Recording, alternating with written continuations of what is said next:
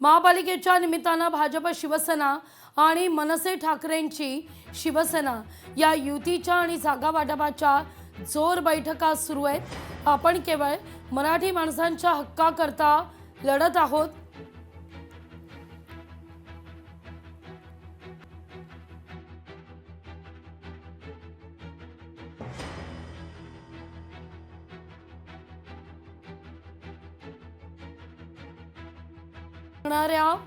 राज्यकर्त्यांचं प्रशासनात चाललेल्या अनियमिततेकडे मात्र पूर्णतः दुर्लक्ष होत आहे। सिडकोनं खरं तर लाखो रुपयांचं टेंडर आपल्या लाडक्या कंत्राटदाराला देण्यासाठी नियमांची मोडतोड केली आहे।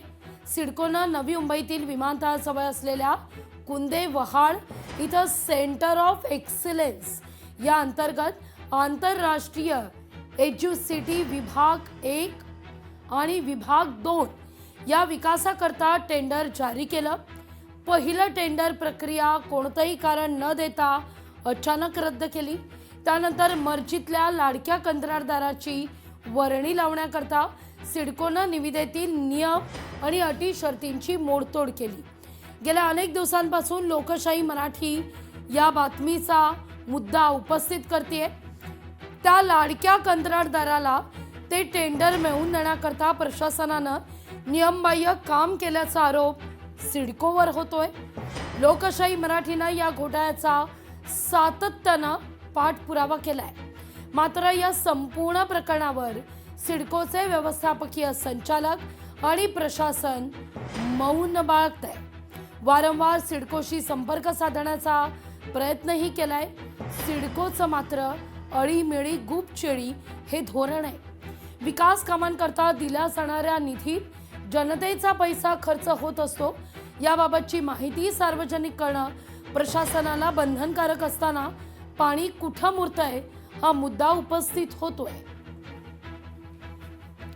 या सगळ्याविषयी अधिक माहिती घेण्याकरता थेट जाऊया आपले प्रतिनिधी स्वप्नील जाधव यांच्याकडे। स्वप्नील, खरं तर गेल्या अनेक दिवस आपण हा मुद्दा सातत्यानं उपस्थित करतोय का यावर प्रशासनाकडून किंवा या सगळ्या सिडकोकडून आपण म्हणूया अळीमिळी गुपचेळी हे धोरण का राबवलं जात आहे? गप्प बसणं म्हणजे एका अर्थ मुकसंमती देणं आहे, पाणी कुठं मुरतंय का?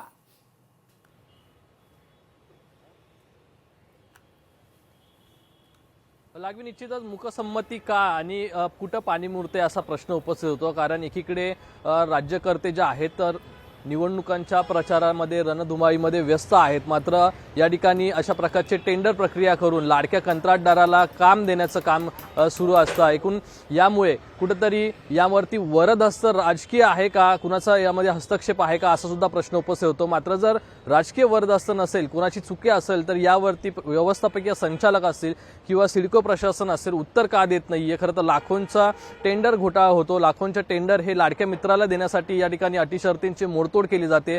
यावरती प्रशासनाचं, राज्य सरकारचा अंकुश नाहीये का, अधिकाऱ्यांवरती अंकुश नाही का असा प्रश्न उपस्थित होतोय। मात्र एकीकडे राज्यकर्ते निवडणुकांच्या रणधुमाळीमध्ये व्यस्त असताना दुसरीकडे अशा प्रकारचा कारभार सुरू आहे असं सुद्धा या ठिकाणी पाहायला मिळत आहे। लागवी स्वप्नील, धन्यवाद तुम्ही दिलेल्या एकूणच या सविस्तर माहिती करता। लोकशाही मराठी ऐका, पहा, जागरूक रहा।